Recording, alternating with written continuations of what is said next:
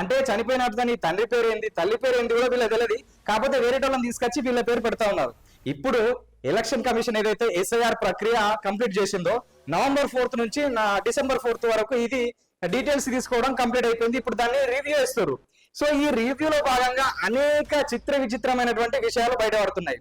So దాని ప్రకారము ఇప్పుడు నవంబర్ 4th రోజు వెస్ట్ బెంగాల్లో ఎవరైతే కొంతమంది బిఎల్ఓ ఆఫీసర్స్ ఉంటారు కదా, బూత్ లెవెల్ ఆఫీసర్స్, సో వాళ్ళు కొన్ని ఏరియాలకు మేము పోము, ఆ డీటెయిల్స్ మేము తీసుకోనని చెప్పి ఎవరైతే చెప్పారో సో వాళ్ళను సస్పెండ్ చేయడం జరిగింది.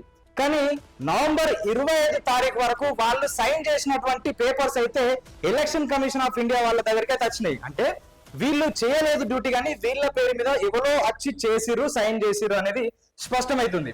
సో ఇంకొక విషయం ఏంటంటే 2208 మంది బూత్ లెవెల్ ఆఫీసర్స్ ఇచ్చినటువంటి డీటెయిల్స్ ప్రకారం కొన్ని నియోజకవర్గాలన్నా అసలు చావులే జరగలేదు 23 సంవత్సరాలన్నా.